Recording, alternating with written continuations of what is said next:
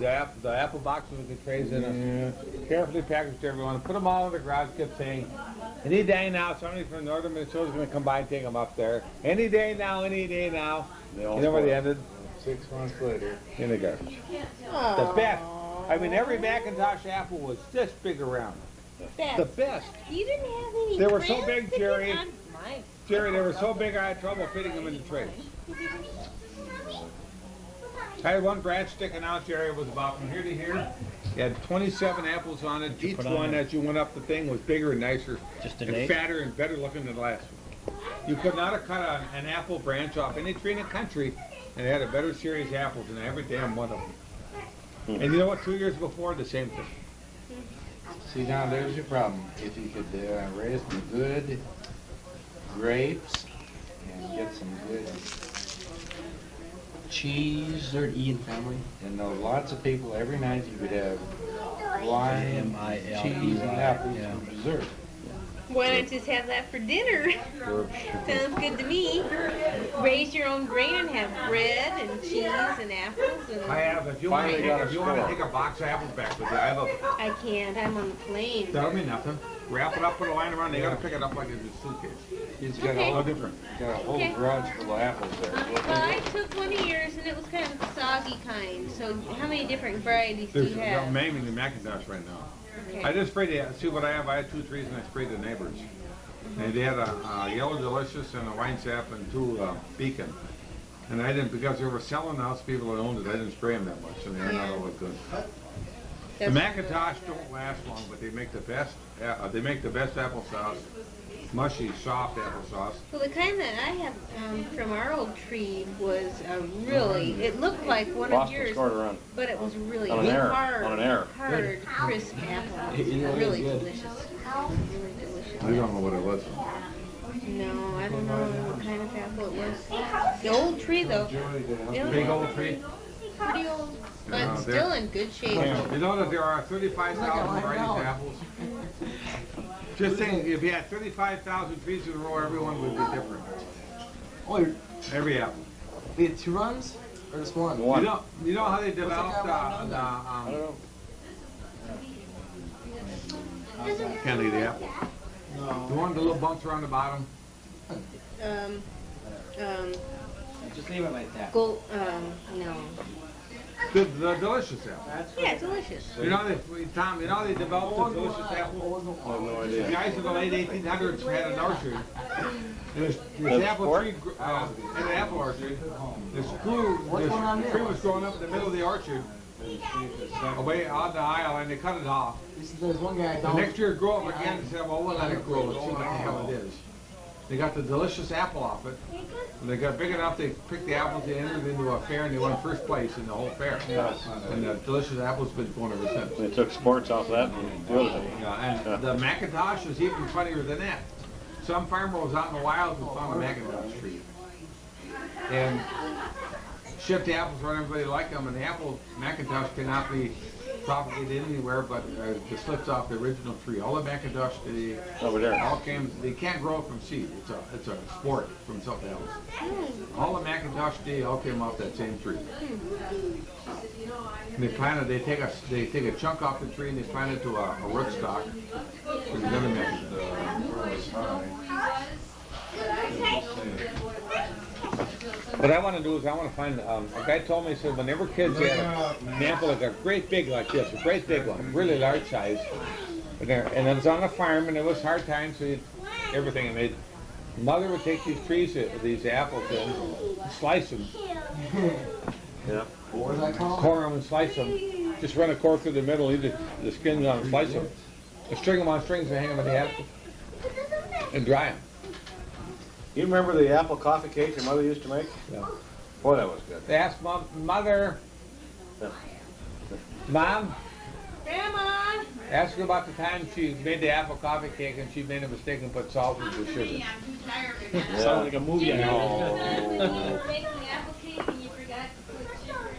You're the guy that put the salt in there.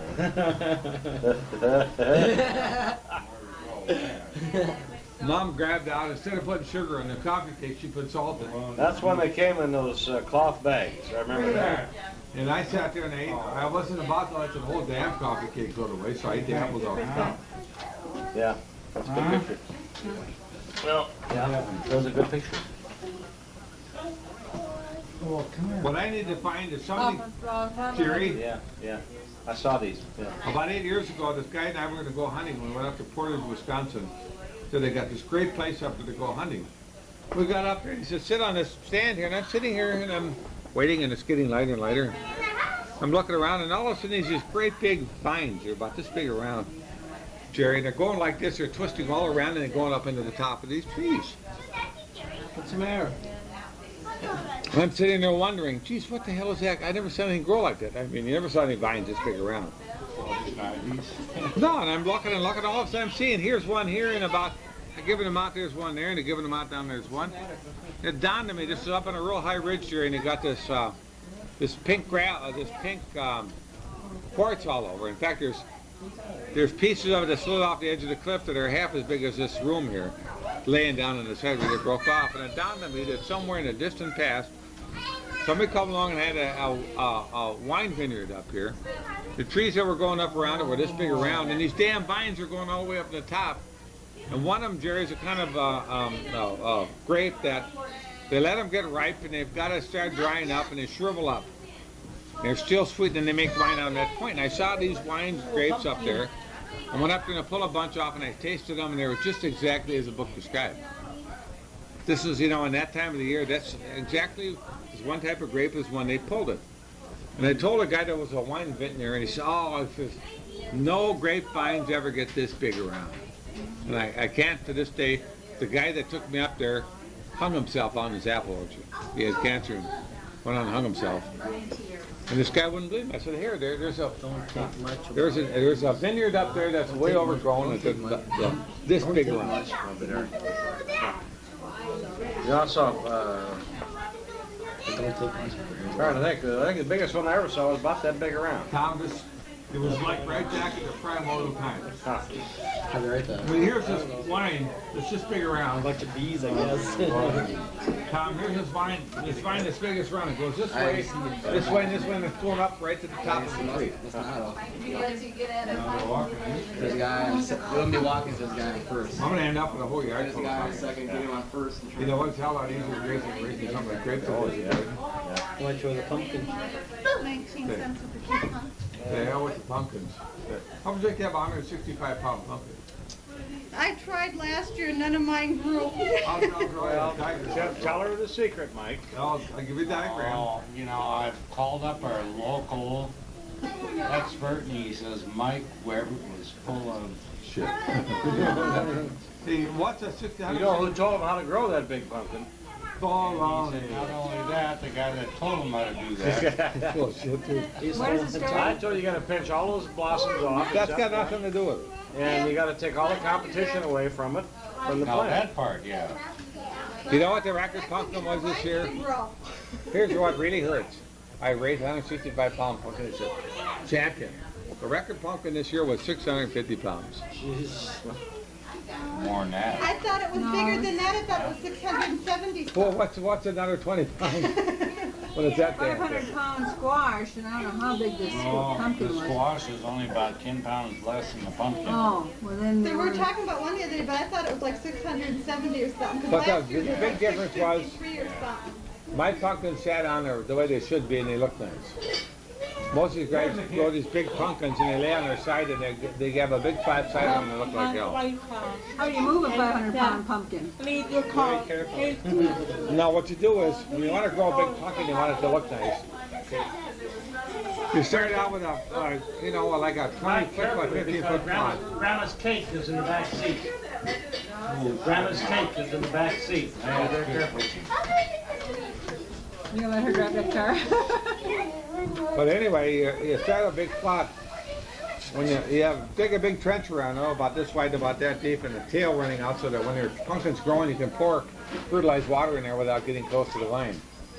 And all the vines got to grow out, and you train all of it to grow in semicircles. The reason for that is when a pumpkin gets this big around, you want to tip it up and set it on the end. And if the vines go straight out and you try and do that after the vine gets so big, because the pumpkin's grown up, it breaks the vines off. But if it's a semicircle, that pumpkin can keep growing up and that slope will pick up.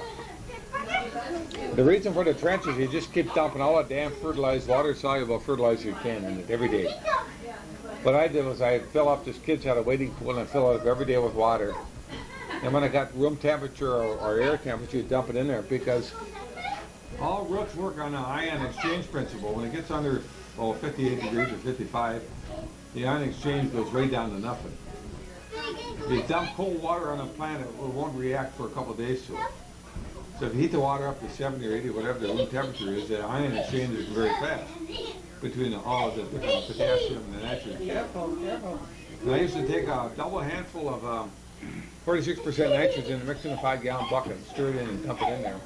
And all that fat I got off of all of the cooking we did in the house, I buried it. When these vines are growing out, wherever there's a leaf on these big vines, it'll put a root down there. That's right. You train them around so that I'd hold them down with the stakes of the wind. In our area we have a lot of wind. We probably have to do it in yours. Wherever that a leaf come out, a root would go down. In other words, instead of having just a centrally located root, this damn thing had roots everywhere. And you just keep pumping it up with water. You know, you said, how do you move a 600-pound pumpkin? Kids come by and tried to steal a 130-pound pumpkin, and all I could do was break it off the vine. Try to do what? Steal it. The kids tried to steal a 130-pound pumpkin. All they succeeded was doing was breaking the vine off it. And a 165-pound pumpkin is as high as this table. So milk-fed pumpkin like little. They don't have to milk-fed them. So that's what they did, was put it in where those little rootlets come down. I think Mike's point is that that's kind of a from 10 to 20 pounds difference. All you gotta do is feed them. Water the shit out and feed them. You cannot dump enough fertilizer in a big, healthy growing pumpkin though. You can't. I dumped it on until I thought the damn vine was gonna die and it didn't. I mean, when you take a handful of nitrogen, straight nitrogen like this in a 5-gallon pail, that's enough to kill most plants. And dump it in that trench and the damn thing just kept growing. That's for you guys. I can't fit, Jerry. I took this great big pumpkin off, this one in the fall. I cut it off the vine and brought it in. Within 6 days, 2 more pumpkins came on the vine that were this big around in 6 days. It was just like stood there with an air pump and pumped the damn things up. That vine was so geared up to producing stuff. Give steroids or something. Yeah, it was like steroids. I tell you what I used to do. I'd go on every other day and check for other pumpkins on the vine and pull off the extra ones. I missed one time. In 3 days, there's a damn pumpkin this big around it. It was just, you can't believe it. It was just like you pumpkin on there. Watch it, and when he gets home tonight. But what I did is I got this big, this one, but not 165 pound. I had one 144 pounds. I cut it off the vine and I did this and I lugged it in and put it in the garage. 2 days later, I picked it up and I lugged it in the family room. The thing is, by the time. And then later that day, I picked it up and I lugged it in the kitchen and carved it. And when you're carving it, the flesh on the top is that thick. You don't have a real long knife, you can't cut the end out of it. Well, even until it tells them. On the average section of it, it's Well, that thick. that's it. Usually somebody tells them what the You can't score believe was. it. It's like in another world. So I lugged it on, I put it on a table in the front window. I didn't want to put it outside because the kids destroyed it. And 2 days later, I lugged the thing outside, and then after all of it was done, I tried to carry it out in the backyard. I got halfway to the backyard, and I'm doing this. My back went up. Oh, muscle.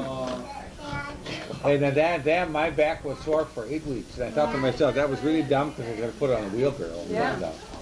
So I got a picture of this big pumpkin on the top and 2 lesser ones in the bottom. And the one in the bottom's got the real sad, I'm being crushed face. You know, like the 2 guys at the top are smashing him.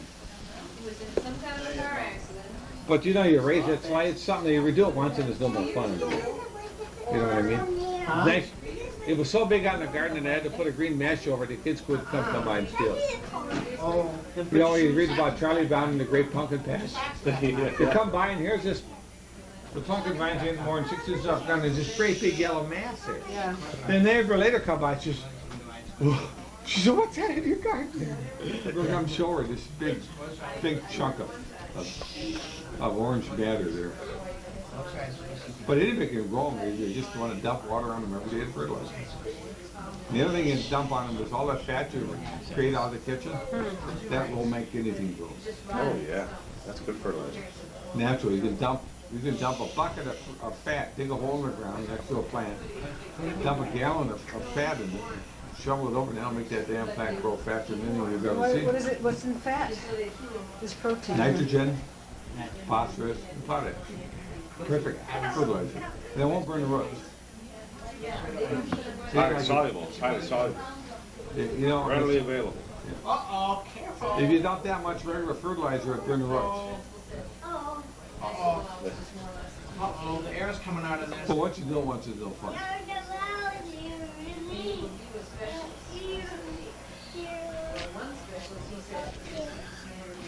Jerry, how'd your corn come out this year? Did you ever eat any of it? Oh, corn? Oh, it did corn, yeah. Well, the spider mites ruined my corn. Oh, we get too much corn. Is that seed I gave you, or Yeah. you sent something, Jerry? And the NK190. Tom gave us some kind of experimental corn year before last. And I planted a patch about, I would say it was 10 feet by 12 feet. And I swear to God, I got 175 or 200 ears of corn off that. I kept saying to Rosemary, this is the last of the corn. And I kept going out there and kept picking 10, 12, 14 ears at a time. And I kept saying, here's more corn and more corn. And what we did is we froze it all. We've been eating off that frozen corn for 2 years now. Yeah. And we still got a freezer full. Well, we had corn after the frost. It was not last year, the year before. And we had been eating and it froze, and I thought, boy, I better, go and look and see if there was more corn. I probably gave 3 bags like this away. And it was still good. It still wasn't too old. This is kind of The mistake, don't ever tell anybody, Jerry, don't ever tell anybody come over and pick a corn in our ear patch. Tell them I'll give you some. I got the neighbor down the street and said, I'll give you some corn. And guess, I'll come over and pick some. And here she come roaring over with 5 sacks. She's cleaning out the goddamn corn patch. I said, I ain't got time to pick your corn now. I'll bring it up to your house. You should have seen the look on her face like I'd crucified her. I never ever am I going to say that again. Like I used to come home when I lived in Florida. I used to come home on Fridays from excursions out in the field, and all the neighbors would be waiting to see what I brought home today. One time I brought home about 25 watermelons, great big ones. Another time I brought home 4 crates of sweet corn. I used to bring home big sacks of celery hearts, you name it, all kinds of stuff. Just pick it. But it was not being harvested. It was Hey, thrown away, so I just go out and grab it. get this video from the VCR. Cantaloupes, all kinds of stuff. Check it out. Just load the back of my car full. A friend of mine was over in Hawaii and he said they went out and visited this pineapple plantation. He said the pickers had just gone through and they missed 2 pineapples. Well, I could see from the pictures they were about this big and this big around. And they were, pineapple when it's green, it's no good. Yeah, It's got to be kind of. has to ripen on the plant. It's got to be on the tan side. I said, why didn't you pick them 2 and eat it all? He said, we didn't want to do that. We're on the pineapple farm. I said, shit, they wouldn't miss them, and that was the best pineapple. We were down in Cuba, Jerry. Do you remember this when the bum boats go by down in Cuba and they buy them pineapples? They'd shave it all down. They'd shave the outside edge off. I was only in Cuba for about 12 hours. The bum boats would come alongside with pineapples. Say, I'll take that one. You pick it, and they'd sit there and they'd shave the outside off, the top. They'd take the leafy part and they'd shave it off so you use it like a handle. But like a great big, and you couldn't eat because it was right down the vine. You couldn't eat better pineapple if you ever looked anywhere in your life. The best deal of all is in Venice when you eat those special sandwiches. Which one was that? I'm trying to I remember. don't know, they're special. She said one thing was she had a girl from kindergarten to 3rd grade. They grab those mussels or clams that are off the bottom of that filthy dirty canal and sell them for 20 lire or whatever. They're good. Yeah. None of us ever died. Probably had the trots for a long time. No? No? No, except for Doug, that was my uncle. He's a goofy guy. You know, we were down in Haiti. Down in Haiti, they'd cook a pig up. They'd split it and spread it out, the skin side up. They'd have these carts, just like hot dog carts. They'd be reeling down the road with it. They'd heat it and they're hot. They'd say, I want some of that. They'd cut out a little chunk of it, and they'd sit there and they'd dice the damn thing up. Skin and hide and pork and everything. mince it all up and lay it on your sandwiches. And when you're drunk, that tasted pretty good. And the guys would say before going to eat, now don't eat any of those push cart guys. These are out there drinking and they're hungry. Give me one of them. That's what I say, eat those special clam sandwiches. What do you recall that guy there in Venice? Bring that bumboat up there in special, whatever he had. Remember when the guys did this, they were selling cigarettes to the bumbos. And here comes this guy's up and they're lowering the cigarettes down the guy and the guy's bringing up the lira. And this is the last day we're there, was the last day that there was no lira in it. There's a big 500 note on the outside and the rest was roll of paper. The guys grabbed the cigarettes and hauled ass in their little boat. Well, Hatzidakis, remember that Greek kid? He was a boatswain's striker. He was a violent type guy with black hair, and he's Greek, Hatzidakis was. He and two of the guys run down and grabbed the LCVP, and they took after them guys who were on this motorized gondola, and they chased them up that Grand Canal, and they went inside Canal, they're taking the swamp. The last I saw them, these guys were in this boat. This LCVP was just like this. It was raining so fast the bow lifted up. He looked like it was going to swamp him right on the spot. Well, Hatzidakis, he's going to kill them guys. Sink him right in the... I think what finally happened was they went in their bridge that was low enough they couldn't get that landing craft over. But what they did was the guys, the pump boats were trying to sell accordions and that, and you could buy a real nice accordion for, 2 cents on the dollar. Literally over there in Italy. Here come these three, I can't think of their names. These three seamen come sneaking along underneath so they couldn't see them with a fire hose. This is right after this happened. They got chiseled out of this money on the cigarettes. Now one guy invites a bum, come on over and see what you're selling. This guy's got 5 or 6 accordions and a bunch of other stuff. He gets it right up there and the guys leap up the fire hose in the salt water and they spray this guy from one end to the other. And this guy rolled off and he screamed and hollered and cursed at us for 4 hours. Well, I've told this story 1,000 times, I'll tell it once more. And you and I went ashore one time and this guy tried to sell us something real good, real special. And Mike or I said, you don't know. He says, well, you American sons of beaches, I got a lucky Luciano after you. I remember that. Every other Italian either had Lucky Luciano or something like that for a relative, or they had worked in Detroit on the auto lines. They'd say, hey, you American, come over and you FF my daughter. It'd be a real nice time, 2,000 lira. Got the hell out of here, you check out, you son of a bitch. My daughter's no good enough for you. But then Yeah. But it turned out that he told me that she only got 3.5 hours. Every Italian that was a businessman wore the baggiest, unpressed suit the world has ever seen. I mean, here it is, where they're wool suits and you look worse, there's no press on them. You know, when after you sit in a pair of pants so much so the knees bunch up, never one looked like that. The suit just hung down. My oldest suits don't look that bad. We're dumping the garbage on the garbage cans, and these kids were more or less took over the garbage cans. And here comes this old guy, snaggled, may have one tooth up here and everything else was missing. And he was fighting with the kids at 13 and 14, he was trying to gouge their eyes out and trying to bite them. It was a big goddamn fight just over the garbage can. He was going after the guy. He was trying to bite him and going, bite him and gouge at their eyes at the same time. Oh my. No, that's a fact. It was in, which one of these books is that in? Yeah. No, this is actually in Italy.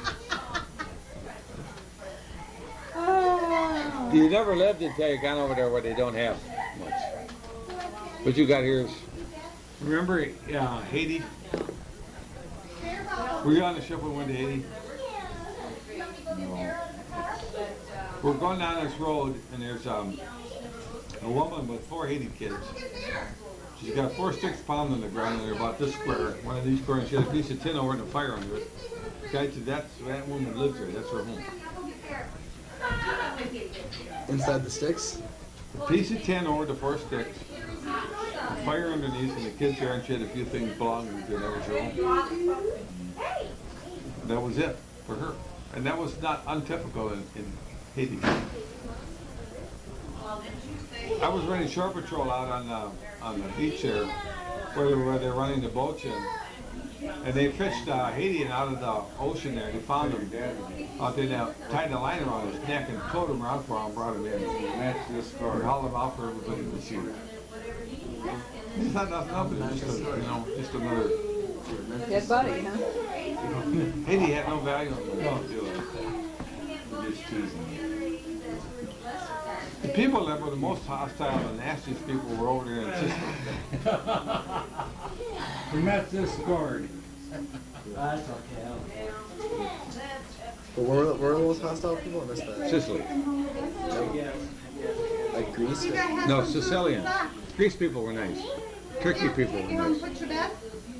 We went all over in Turkey and Greece and always were treated nice. Sicily and southern Italy were nasty people. Baseball. Northern Italy was real nice people. Trieste was real nice. Yugoslavia was nice. Put your shoes on, Joe. Yugoslavia borders on the northern Italy, and people were treated as good there. No, Don't you know that song? All of northern It Italy was was. on, Lucy. Don't you know you're in the city? Sardinia, the people over there were very poor and they're happy to see us because you spent money there and they needed money. Maybe someday if you're They real were nice, really Mommy poor. will make you a blanket like that. But Sicily, the people were different. Mommy made that one. They hated it. Some guys, some people, the merchants that dealt with us like American sailors because they spent money there, but the general populace, they just wouldn't crash their wine bottle over it. Were you with our ship in So you Sicily? gotta go home and sleep, so you gotta have time. Oh, yeah, yeah. Sicily. Catania, Sicily, Yeah. Dredge Hole or the Universe. Yeah. There was a movie, I can't think of it all. Spain was real nice. Portugal was real nice. Spain people were all. Well, France. France is good. Southern France is real good. Nice, and Cannes, Monaco. Oh, Prince Monaco Rainier. was the best. Remember Alibaba was there, the 40 thieves working for him? Why'd you take it out of there? Monaco is real nice. You know, we read about the Riviera. But they don't tell you about, this is in the early 50s now. They had gals that wear bikinis that was nearest to nothing that you could get. And this is when North America would absolutely have two-piece bathing suits wearing their grave. We went over there and these girls walking around these little beach. I've got pictures of girls laying on the beach. You have to look twice to see if they have anything on. This is the early 50s. It just started in Boulder, and we were gonna go see it.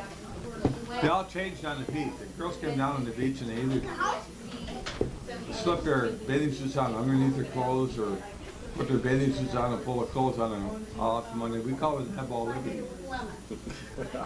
We pulled in there, we pulled in Monaco. Monaco's a great big round bay like this with a quay.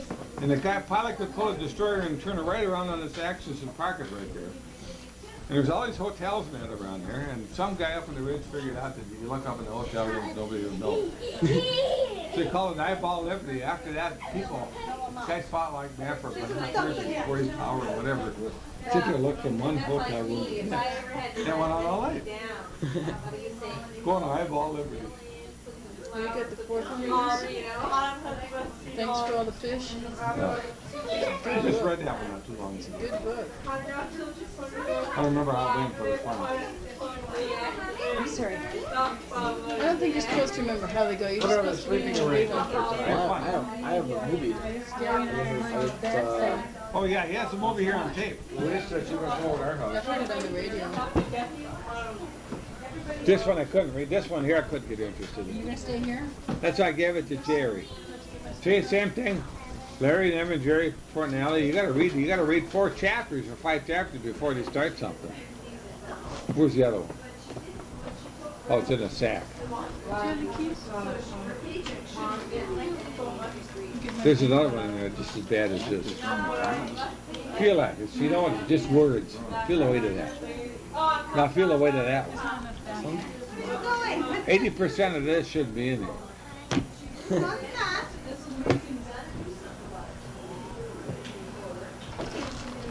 What happened? We were over there, Jerry. What was it? not Monaco, but Villafranche. Madame Butterfly was butterfly dance with no pants on. Remember that one? One of those. Which one was it? Monaco, or not Monaco, but Villafranche. Remember Villafranche is right by Monaco. They had the nightclub acts over there. Yeah. That was their favorite announcement. Madame So-and-so will dance the butterfly dance with no pants on. I don't recall that, but it sounds fun.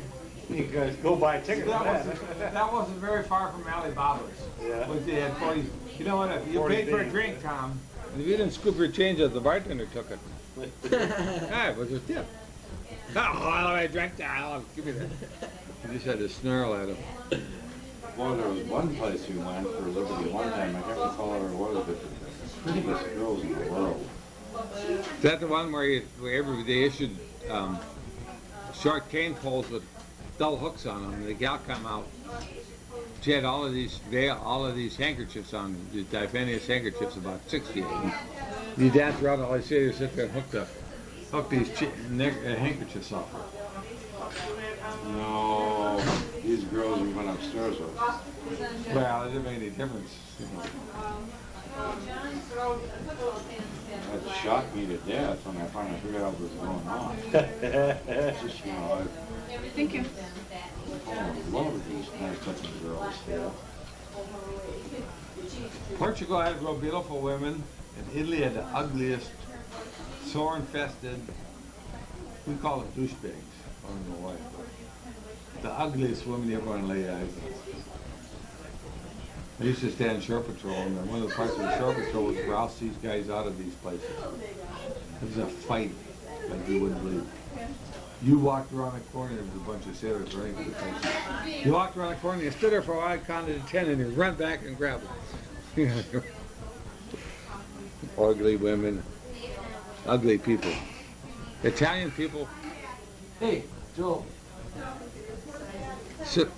Sicily and Sardinia and Italy were what we called around here port rats. Northern Italy was different kind of, it's like the north and south here, but only more extreme. Yugoslavia had real nice people, extremely poor. They were so poor you couldn't believe it. They didn't have money to dress clothes. They didn't have money in an outdoor cafe, had tables and chairs built out of packing crates. You know, I'm still got a set of cufflinks from Yugoslavia. Not from Yugoslavia, from Venice. No. Yugoslavia never sold any cufflinks there. There was nothing there in Split. You had to buy them in Venice. $10 said they come from Venice. Silver cufflinks with Tiger's Act cameo or Onyx or. Onyx. Now they come. They Yugoslavia. didn't have anything like that. $2. Joel. Stop that. I still got the Tiger. Hey, come on, give us a break. I still got all that stuff from. All right, that's enough. Do I come over there and block you?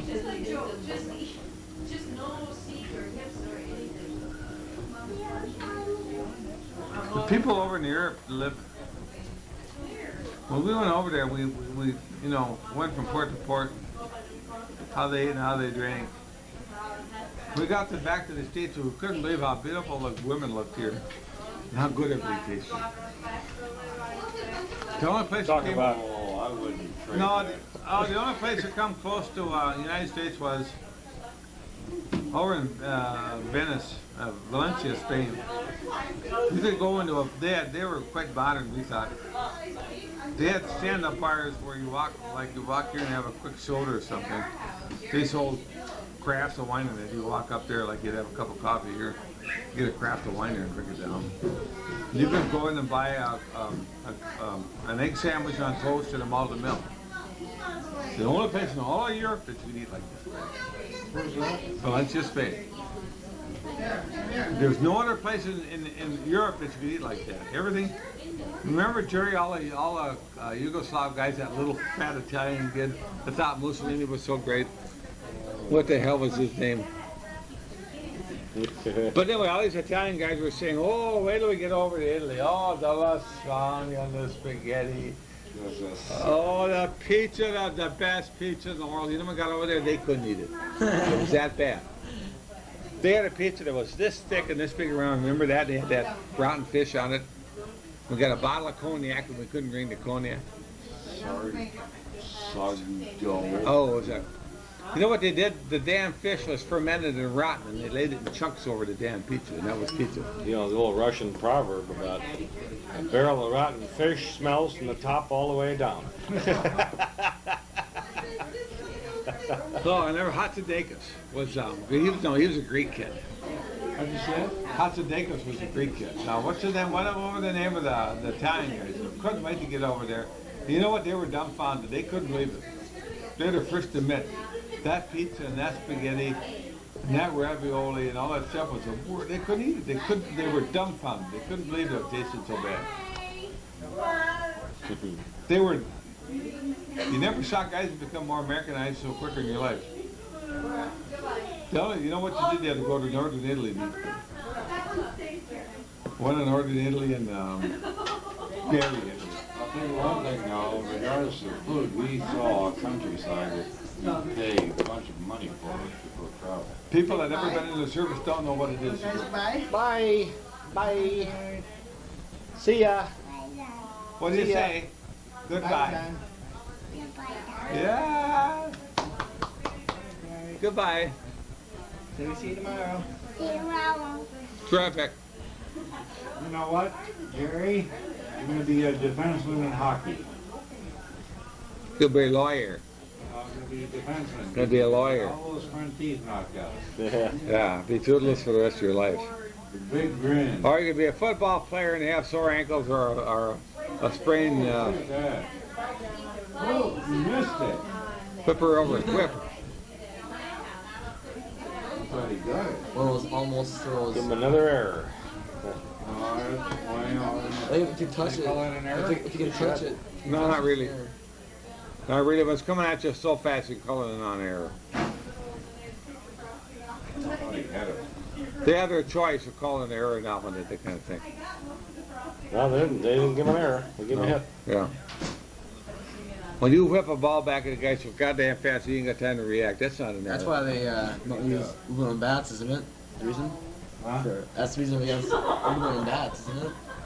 Well, no, your at bats, your runs was RBI. No, not runs batted in, but hits. And what did they have a name for it? They have a team that judges whether if you hit that ball so damn hard a guy can't field it, that's considered a good play.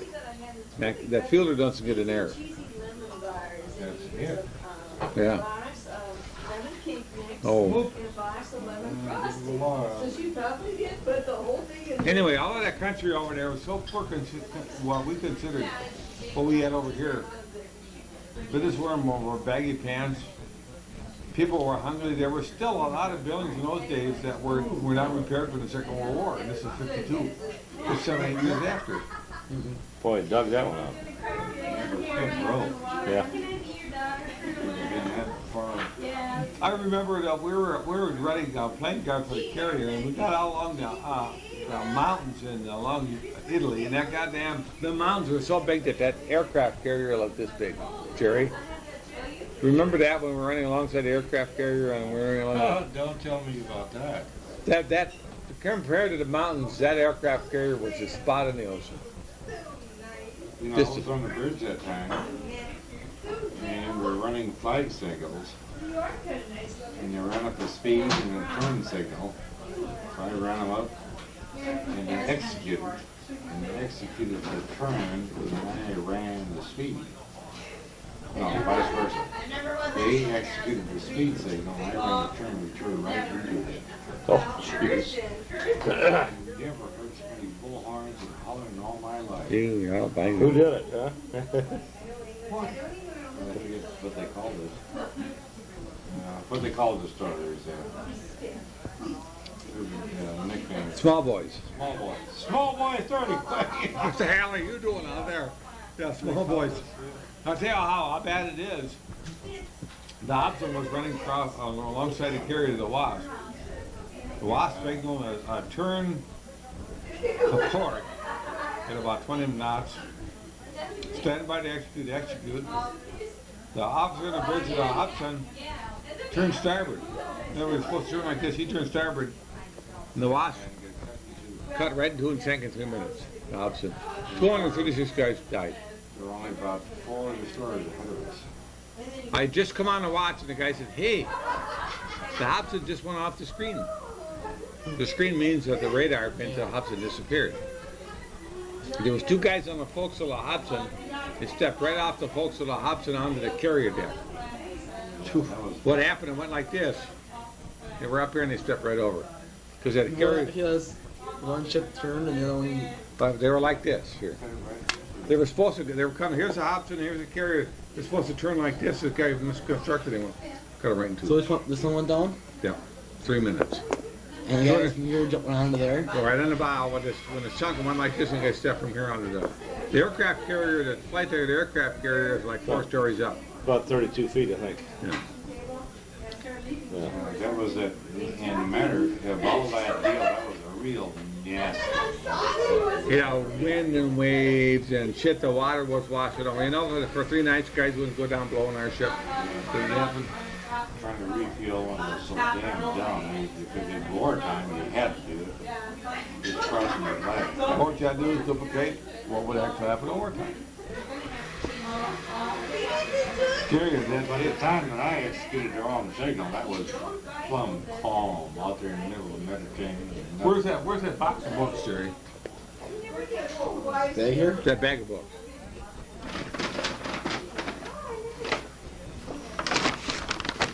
The only thing that can save me is that was only a seaman striker. 3 other guys, huh? With higher ratings. Higher ratings. They towed a ship on here. I'm jealous. I could walk across that destroyer today and tell you where everything was, blindfolded. How long were you on it? 4 years. Everything's identical on here, Jerry. You look at that. You tell me something that's different than the USS Brain. But there is a problem because when I got it, a button was on, and I had the triple time. That ship is identical almost to the one I was on.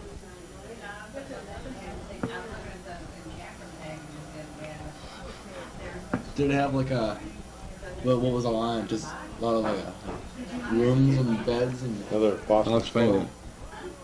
No. Oh, jeez, was he out? What the hell are they knocking down, you jerk? Terrible run. Terrible. Yeah. What do you run them right over? Just stop them on and step on them. Do you want some, Mike? Yeah. I thought I was running out here. No, I can remember living up forward here. Yeah. Forward. All right, look where that is right there, where you were, Jerry. The first division, Jerry, right there. Give me that, I'll show you.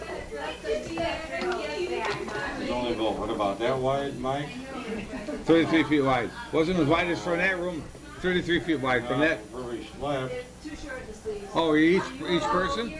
Your arms No, are too up and down. long. Oh, it was about from here to that. You ruined my jacket. From that end of that table. Oh, but from where I am to that wall there. Yeah. No, wait a minute. Now let me finish. And fix that. No. Set of lockers, a space, a set of lockers. Set of lockers, a space, set of lockers. No, it's right there from that. From there to there was the width of the thing. Not as high as this room. Slightly longer than that. 35 guys slept in it area. 35 people. 2 bunks or 3 bunks? 3 bunks high. 3? No, it wasn't that wide, Mike. No, from that room that wide. Get out of it very easy. We had, the only place we had to sleep was a set of bunks here, Wait a minute, I'm gonna keep it. a set of bunks there. You might be right. Here, I'm gonna tell you. Just try. Oh, That's all we had. Probably gonna have all those random. here's the first set of bunks along the wall. Here's the aisle. And one set of bunks. No, two sets. No, One set, no. one set. Two like this. No. Because I one slept on the set. right-hand side, there was a guy along that side. No, Yeah. one set, no. No, it's a set here and a stanchion. Rosemary. Set here. This is about 9. Here's the You were, hour right Mike, here. you slept aft. After I was shifted for the second division. You were in the first division, I was in the second. You slept aft. After a while ago, I stepped aft first and then moved up forward. When you slept forward, there's only one